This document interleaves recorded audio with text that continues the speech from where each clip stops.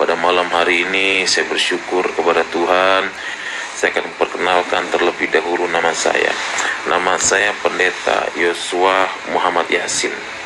Mungkin saudara heran kenapa kok pendeta ada yang namanya Muhammad Yasin dan pakai kata Yosua. Saudaraku yang dikasih dalam Tuhan, nama Yosua adalah nama baptisan saya ketika saya mengenal Yesus sebagai Tuhan Juru Selamat saya pribadi. Nama saya Yosua. Sebelum saya kenal Tuhan, nama saya Muhammad Yasin. Nama Muhammad Yasin adalah nama yang diberikan orang tua saya, karena keluarga saya keluarga Muslim yang taat beragama, keluarga Muslim yang taat luar biasa, tidak pernah meninggalkan sholat, tidak pernah meninggalkan puasa. Itu keluarga saya. Kenapa? Karena keluarga saya terdiri daripada tokoh agama Islam. Bahkan saya pernah mengajar madrasah di Madrasah Ibtidaiyah Hidayatul Atfal Kampung Kelapa Citayam, tempat paman saya ngajar di situ. Bahkan paman saya itu seorang tokoh agama Islam, dia punya madrasah, saya ngajar di situ, saudara. Saya katakan dalam hati saya itu nggak ada niat tujuan untuk jadi hamba Tuhan, nggak ada. Kenapa? Karena saya berpikir orang Kristen itu haram, orang Kristen itu najis. Saya menganggap orang Kristen itu tidak sempurna, karena adalah saya benci dengan kekristenan pada saat itu, saudara. Nah, yang membuat saya benci orang Kristen adalah apa? Al-Quran mengatakan, Inna dina indallahi Islam, sesungguhnya agama yang paling sempurna di sisi Allah yaitu agama Islam. Saya menganggap orang di luar agama Islam itu nggak sempurna, termasuk Kristen. Jadi saya pada saat itu benci sekali dengan orang-orang Kristen. Bahkan di hati saya itu, saudaraku yang dikasih dalam Tuhan, saya ingin mengislamkan beberapa pendeta, supaya pendeta itu bisa masuk Islam. Bahkan ingin mengislamkan anak-anak Tuhan pada saat itu, saudaraku yang dikasih dalam Tuhan. Saudaraku yang dikasih dalam Tuhan, sejak kecil orang tua saya itu sudah menanamkan pendidikan agama Islam kepada saya. Saya dimasukkan sekolah Madrasah Ibtidaiyah usia 6 tahun. Dari Madrasah Ibtidaiyah tamat Sanawiyah 3 tahun. Dari Sanawiyah masuk lagi Aliyah 3 tahun. 12 tahun saya belajar pendidikan agama Islam. Dari Madrasah Ibtidaiyah, Madrasah Sanawiyah, Madrasah Aliyah, bahkan ditambah lagi dengan ilmu pengajian lain. Saya pernah belajar di Madrasah Ibtidaiyah, saya pernah belajar di Madrasah Sanawiyah Matlaul Anwar, Pabuaran, Bojonggede. Bahkan saya pernah masuk pesantren yang ada di Jelebut, yaitu Pondok Pesantren Al-Fiqoriyah. Bahkan saya pernah lagi masuk pesantren Nurul Huda yang ada di Ratu Jaya. Bahkan saya masuk lagi pesantren yang ada di Bogor, yaitu pesantren Gunung Putri. Saudaraku yang dikasih dalam Tuhan, begitu banyak ilmu agama Islam yang saya pelajari, saudara. Tapi pada saat itu saya punya hati kebencian dengan orang-orang Kristen. Ingin mengislamkan pendeta, ingin mengislamkan orang-orang Kristen. Kenapa? Karena saya pernah mendengar dari guru ngaji saya, jika kamu bisa memerangi orang kafir itu sampai dia masuk Islam, maka kamu mendapat 70 pahala 70 bidadari, katanya. Itu menurut guru ngaji saya. Dan akhirnya apa? Saya berpikir bagaimana caranya supaya ada orang Kristen yang masuk Islam oleh saya. Saya berusaha pada saat itu. Saya datengin pendeta. Kenapa saya cari pendeta? Karena pendeta itu kan jemaatnya banyak. Kalau pendetanya masuk Islam, saudara, minimal saya berpikir pengikutnya akan masuk Islam. Nah, sekarang satu orang aja masuk Islam itu 70 pahala 70 bidadari. Nah, kalau sampai satu gereja masuk Islam, saya punya berapa bidadari kira-kira, saudara? Nah, disitulah pada saat itu saya berusaha ingin mengislamkan pendeta. Bahkan saya benci yang namanya kekristenan. Bahkan sampai saya pernah membakar Alkitab Injil, saudara. Saudaraku yang dikasih dalam Tuhan, saya katakan, saudara, ketika saya tidak berhasil mengislamkan pendeta, itu ada di hati saya, hati jahat yang luar biasa. Apa yang saya lakukan? Saya bakar 3 buah gereja. Mungkin saudara pernah dengar gereja Kampung Leo Depok, itu saya yang bakar. Mungkin saudara pernah dengar gereja GPDI yang ada di Citayam, Pendeta Edi Tengkano, itu saya yang bakar. Bahkan gereja Bojonggede pun itu saya yang bakar, saudara. 3 buah gereja saya bakar bersama dengan rekan-rekan saya, bersama dengan santri-santri saya. Kenapa saya bakar gereja? Mungkin dengan adanya saya membakar gereja, akan ada orang Kristen untuk masuk Islam, menyerahkan diri, mengucap 2 kalimat syahadat. Saya tunggu 1 hari, 1 minggu, sampai 1 bulan, enggak ada orang Kristen yang datang menyerahkan diri kepada saya. Dari apa? Saya survei gereja yang saya bakar, saudara. Ternyata apa? Ketika saya survei gereja yang saya bakar, saudaraku yang dikasih dalam Tuhan, itu orang Kristen pada nyanyi-nyanyi di gereja yang dibakar. Saya berpikir orang Kristen ini, maaf kata saudara, orang Kristen ini aneh, saya bilang. Kok gereja dibakar, mereka nyanyi-nyanyi, senang-senang. Ternyata apa? Mungkin mereka di balik pujian, di balik nyanyian itu mereka berdoa, Tuhan, Engkau jamah hati orang yang membakar gereja. Dan inilah saya, salah satu korban doa saudara. Berkat doa saudara, puji Tuhan, saya bisa menjadi seorang hamba Tuhan yang dulunya saya keras, yang dulunya saya membenci Kristus, yang sekarang puji Tuhan menjadi pelayan Tuhan, saudara. Dan akhirnya apa, saudaraku yang dikasih dalam Tuhan, saya katakan, saya bertobat jadi hamba Tuhan. Itu bukan seorang penginjil yang datang sama saya, bukan. Saya bertobat jadi hamba Tuhan, bukan pendeta yang datang ke saya, bukan.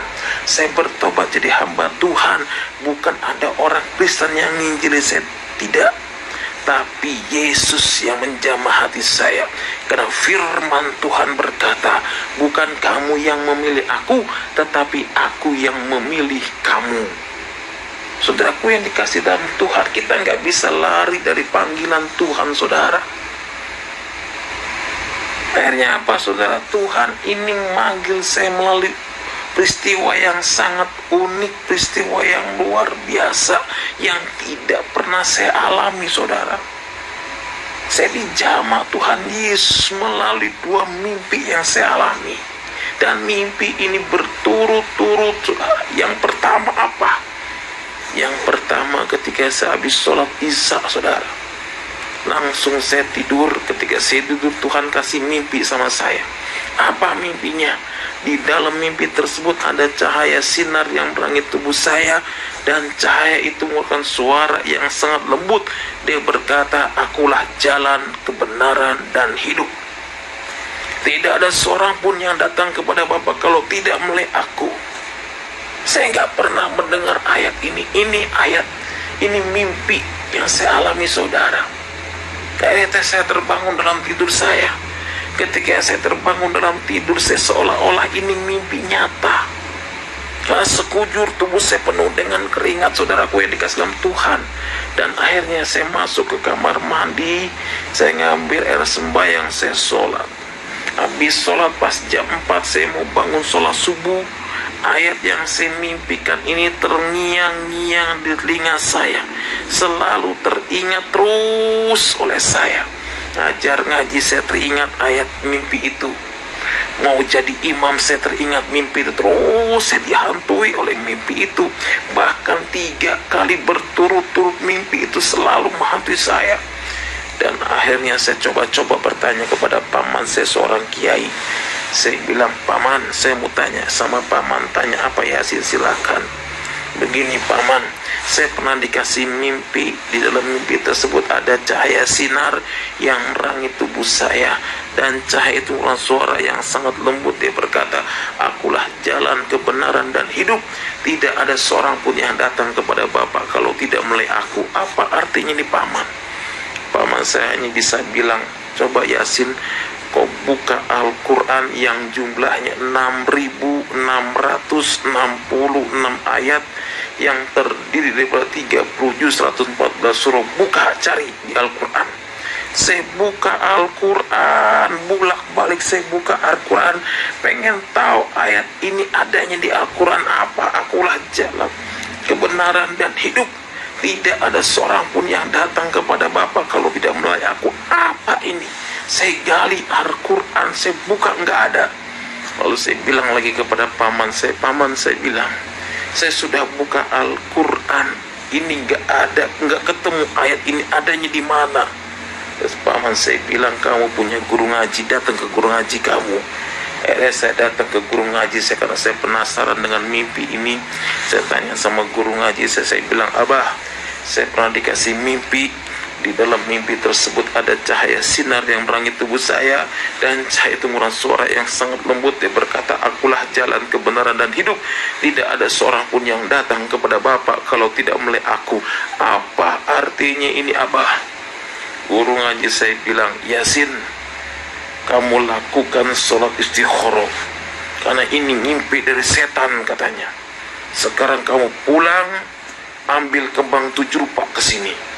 Lemati saya, Abah, saya datang ke sini mau tanya mimpi, bukan kembang 7 rupa. Dan akhirnya saya kasih kembang 7 rupa kepada guru ngaji saya. Saya disuruh mandi air kembang, saudara. Dan akhirnya saya pulang, katanya, insya Allah tidak dihantui. Ketika saya pulang dari rumah guru ngaji saya itu, bukannya malah hilang, malah menjadi-jadi. Akulah jalan, kebenaran, dan hidup. Tidak ada seorang pun yang datang kepada Bapa kalau tidak melalui aku. Ini terus terngiang-ngiang di telinga saya, saudaraku yang dikasih dalam Tuhan. Dan akhirnya apa? Saya kembali lagi ke guru ngaji saya, Abah, saya bilang, ini nggak hilang-hilang. Mimpi yang saya alami selalu menghantui perasaan saya. Maksudnya apa ini, Abah?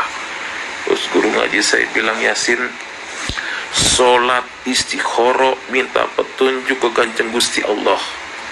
Istikharah beda dengan sholat tahajud, saudaraku yang dikasih dalam Tuhan. Artinya istikharah itu minta petunjuk. Akhirnya saya sholat istikharah, bangun tengah malam, saya ambil sembahyang, saya sholat 4 rakaat. Saya berdoa, Robbana atina fid dunya hasanah wa fil akhirati hasanah wa qina azabannar. Saya langsung berdoa, ya Allah, ya Rabb, apa makna mimpi ini buat saya, ya Allah? Karena mimpi ini selalu menghantui perasaan saya, karena mimpi ini selalu terbayang-bayang terus oleh saya, ya Allah. Tolong tunjukkan makna mimpi ini buat saya, ya Allah. Dan akhirnya habis sholat istikharah, saudaraku yang dikasih dalam Tuhan, saya tidur. Ketika saya tidur, Tuhan kasih mimpi yang kedua kepada saya, saudara. Apa mimpi yang kedua? Di dalam mimpi yang kedua, saya bertemu dengan seorang yang wajahnya bersih, bercahaya, berjubah putih, sambil membawa domba dan tongkat. Dengan suara yang sangat lembut, dia berkata, hai anakku, jika engkau menemukan ayat itu, engkau harus ikut aku dan pikul salib. Saudaraku yang dikasih dalam Tuhan, saya pikir dan saya terbangun dalam tidur saya berpikir, ya Allah, kok dalam bulan-bulan ini kok saya mimpi yang aneh-aneh, pikul salib lah apa dan sebagainya. Apa ini, ya Allah, maksudnya? Dan akhirnya saudaraku yang dikasih dalam Tuhan, memang firman Tuhan berkata, bukan kamu yang memilih aku, tetapi aku yang memilih kamu. Saudaraku yang dikasih dalam Tuhan, mimpi ini terjadi nyata dua-duanya oleh saya ketika saya mendapat undangan untuk menyampaikan ceramah agama Islam, saudara. Saya berangkat bersama dengan santri saya dalam perjalanan ingin menyampaikan ceramah agama Islam di daerah Rawat Denok, saudaraku yang dikasih dalam Tuhan, daerah Jembatan Serong, saudara. Tiba-tiba Tuhan izinkan dalam perjalanan, maaf kata, saya pengen buang hajat besar, saudara. Saya bilang sama santri, saya berhenti ini mobil sebentar, cari di rumah penduduk ini yang ada WC. Karena pada situ, maaf kata, daerah kampung itu kebanyakan jamban, saudara. Santri saya lah cari, dia lapor lagi ke saya, Ustaz, di rumah penduduk ini nggak ada WC, yang ada jamban. Saya bilang, Masya Allah, saya bilang, kalau saya buang hajat di jamban, maaf kata, saya kan pakai baju komis. Kalau pakai baju komis kan dibuka semuanya, nanti kayak Tarzan dong nantinya. Saudaraku yang dikasih dalam Tuhan, akhirnya apa? Saya turun dari mobil pribadi saya lihat ada rumah yang begitu besar mewahnya. Saya berpikir pasti rumah ini ada WC-nya. Akhirnya saya pengen numpang buang hajat besar. Saya masuk ke rumah tersebut, saya ngucapin kalimat assalamualaikum, assalamualaikum, assalamualaikum 3 kali. Saya ngucapin kalimat assalamualaikum, nggak dijawab. Ini saking mulesnya perut saya gedor-gedor pintu. Yang punya rumah keluar, dia berkata, "Pak, ada apa gedor-gedor rumah saya?" Langsung saya bilang, "Mohon maaf Ibu," saya bilang, "saya ini Ustadz guru agama Islam menyampaikan ceramah agama Islam. Di penduduk ini kebanyakan jamban, gak ada WC. Kalau Ibu punya WC, izinkanlah saya numpang buang hajat besar." "Oh ada Pak, silakan masuk saja Pak." Saya mau buka sepatu. Yang punya rumah berkata, "Pak, jangan dibuka sepatunya Pak, rumah saya ini bukannya masjid, silakan Bapak masuk aja." Akhirnya saya masuk, ditunjukin kamar mandinya sebelah sana, dan akhirnya saya buang hajat besar. Saudaraku yang dikasih dalam Tuhan, saya buang hajat besar. Saya pengen pamit kepada yang punya rumah. Itu ada pembantu lang ngepel. Saya tanya, "Mana yang punya rumah tadi, Dek?" Pembantu itu berkata, "Pak, Ibu ada di ruangan tengah, silakan Bapak masuk aja ke ruangan tengah, enggak apa-apa." "Enggak, saya pengen ngucapin kalimat terima kasih sama Ibu karena Ibu sudah mengizinkan saya untuk buang hajat besar di rumahnya." "Mana Ibu, masuk aja Pak, enggak apa-apa ke ruangan tengah." Saya masuk ke ruangan tengah. Saudaraku yang dikasih dalam Tuhan, ibu itu lagi baca koran. Saya pengen ngucapin kalimat terima kasih. Sebelum ucapan kalimat terima kasih itu keluar dari lidah bibir saya, saudaraku yang dikasih dalam Tuhan, saya melihat gambar yang sedang bawa domba dan tongkat. Saya kaget ketika melihat gambar itu. Saya terkejut. Saya bilang, "Ya Allah, ini kan gambar yang ada dalam mimpi saya. Kenapa adanya di rumah ini?" Saya nggak tahu kalau itu rumahnya orang Kristen. Kalau dia tahu di rumahnya orang Kristen, saya nggak jadi buah hajat besar, saudara. Itu saking saya bencinya dengan orang-orang Kristen. Dan akhirnya ibu itu berkata, "Pak, ini gambar yang bawa domba dan tongkat ini adalah Tuhan Yesus, Tuhannya saya." Saya bilang, "Masya Allah, saya salah masuk rumah." "Memangnya kenapa Pak?" "Enggak apa-apa, saya salah masuk rumah. Saya pernah dikasih mimpi orang yang sedang bawa domba dan tongkat." Saya cerita kepada yang punya rumah itu, dan yang punya rumah itu rangkul saya, "Pak, Tuhan berkati Bapak, Tuhan pakai Bapak." Saya pikir pakai apanya Tuhan, saya bilang. Akhirnya saya pulang, saya tidak jadi menyampaikan ceramah agama Islam. Sepanjang perjalanan saya berdoa, "Ya Allah, jangan Kau jadikan saya orang Kristen. Amit-amit saya jadi orang Kristen masuk neraka," saya bilang. Saudaraku yang dikasih dalam Tuhan, sampai di rumah saya sholat, saya mohon, "Ya Allah, jangan Kau jadikan saya orang Kristen. Amin, saya masuk Kristen, ya Allah." Dan akhirnya saudaraku yang dikasih dalam Tuhan, singkat cerita 1 bulan kemudian, habis sholat subuh, saya ada kerinduan hati pengen datang ke gereja, saudara. Kerinduan hati yang tidak bisa dibendung. Akhirnya saya cari gereja yang pertama saya datang adalah gereja yang saya bakar di Citayam. Saya masih pakai sarung, saya duduk di belakang. Ketika saya duduk di belakang, saudara, ada lagu yang sangat menyentuh hati saya. "Roh Kudus hadir di sini, mengalir di bait suci." Itu saya merinding, saudara.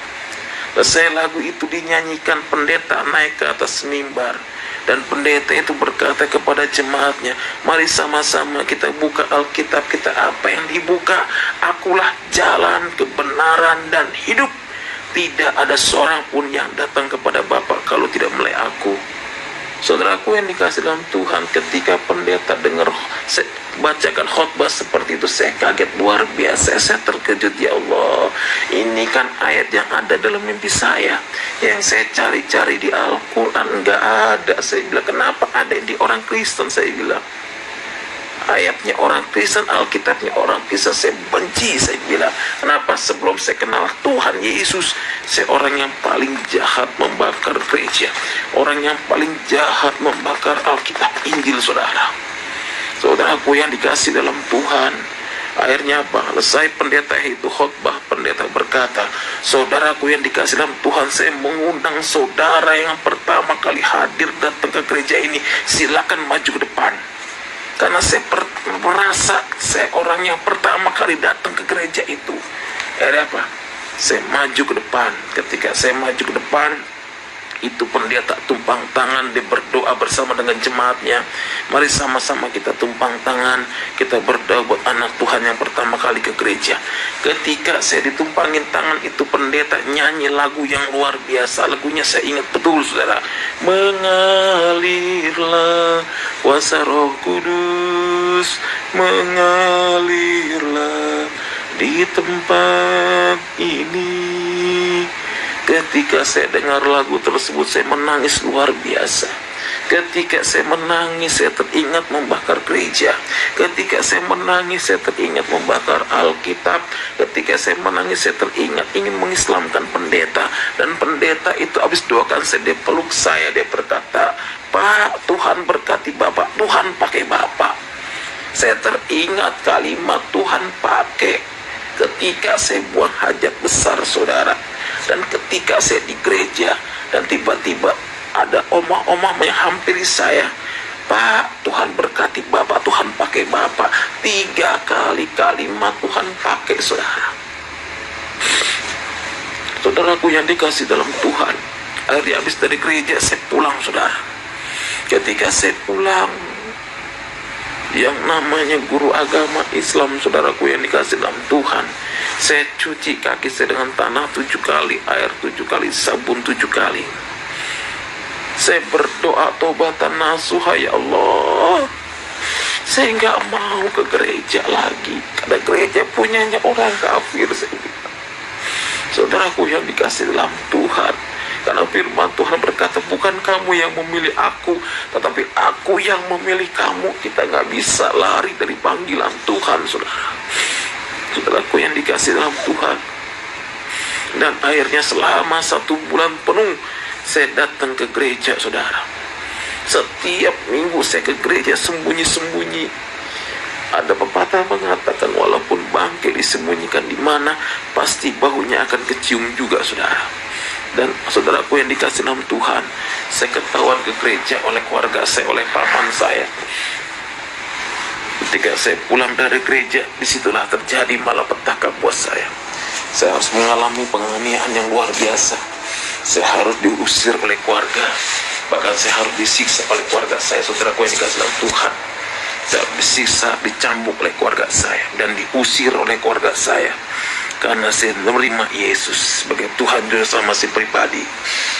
Firman Tuhan berkata, cari dulu kerajaan Allah dan kebenarannya, maka semua itu akan ditambahkan dan disempurnakan bagimu. Ketika saya diusir, saya sempat menjadi seorang gelandangan, tidur dari emperan ke emperan, dari toko ke toko saya alami. Bahkan saya ingat betul, kalau saya mau makan siang, ada yang namanya pendeta Dr. Suradi. Dia menampung para pemulung makan gratis.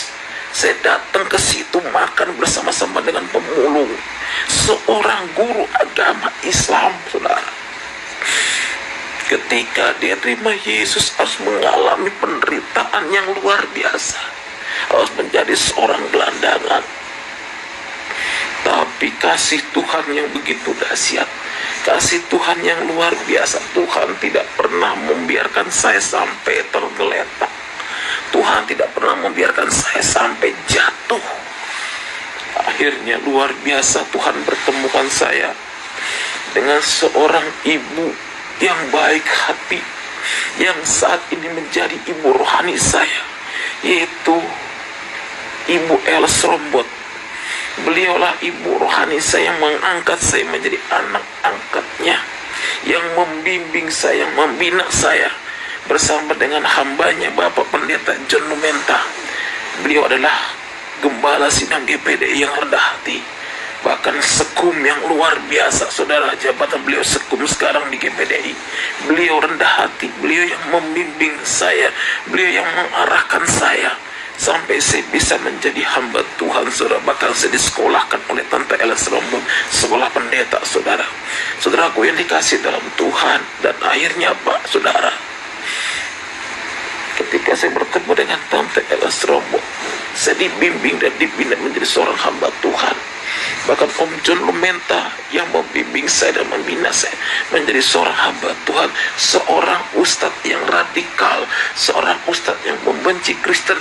Tuhan ubahkan saya menjadi seorang hamba Tuhan, menjadi penginjil yang luar biasa. Sekarang saya pelayanan ke pondok-pondok pesantren, saya pelayanan ke musola, bahkan ke orang-orang Islam. Saya tidak bisa tampilkan fotonya di sini, saudara. Kalau saudara ingin melihat pelayanan saya banyak foto-foto orang-orang Islam yang sudah saya baptis, saudara. Nanti saudara bisa minta WA saya, saudara. Saudaraku yang dikasih dalam Tuhan, itulah kesaksian saya sampai saat ini, saudara. Jadi saya menghimbau kepada bapak-bapak, ibu-ibu, saudaraku yang dikasih dalam Tuhan, jangan pernah meninggalkan Yesus sedetik pun. Jangan pernah meninggalkan Tuhan Yesus, saudara. Alangkah ruginya kalau saudara sampai meninggalkan Tuhan Yesus, saudara. Saudara, alangkah ruginya kalau saudara sampai meninggalkan Tuhan Yesus. Kadang-kadang pribadi saya menangis kalau setiap saya pelayanan ke daerah ada anak Tuhan yang meninggalkan Tuhan Yesus. Ada anak Tuhan yang meninggalkan Tuhan Yesus. Saya menangis, saudara. Saudaraku yang dikasih dalam Tuhan, tema saya pada saat ini, keselamatan ditinjau dari segi Al-Quran dan Alkitab. Kita akan membuka Alkitab kita dalam kitab Yohanes 14 ayat yang ke-6. Kita akan baca bersama-sama ayat ini, saudaraku yang dikasih dalam Tuhan. Kata Yesus kepadanya, "Akulah jalan, kebenaran, dan hidup. Tidak ada seorang pun yang datang kepada Bapa kalau tidak melalui aku." Saudaraku yang dikasih dalam Tuhan, keselamatan satu anugerah yang begitu besar. Keselamatan satu anugerah yang luar biasa yang Tuhan berikan dalam setiap pribadi anak-anak Tuhan. Jadi keselamatan hanya ada di dalam Yesus Kristus, saudara. Saya katakan, tanpa Yesus tidak ada keselamatan. Di luar Yesus tidak ada keselamatan. Tapi di dalam Yesus ada keselamatan yang kekal. Ada keselamatan yang luar biasa. Pegang keselamatan dengan baik. Pegang Yesus dengan baik, saudara. Kenapa? Karena Al-Quran sendiri, saudara, di dalam Al-Quran 43 Al-Azruf ayat 61 dengan tegas mengatakan, "Dan sesungguhnya Isa itu benar-benar memberikan pengetahuan tentang hari kiamat. Karena itu janganlah kamu ragu-ragu tentang kiamat itu, dan ikutilah aku. Inilah jalan yang lurus." Lihat, Al-Quran 43 Al-Azruf ayat 61 berkata, "Dan sesungguhnya Isa itu benar-benar memberikan pengetahuan tentang hari kiamat. Karena itu janganlah kamu ragu-ragu tentang kiamat itu, dan ikutilah aku. Inilah jalan yang lurus."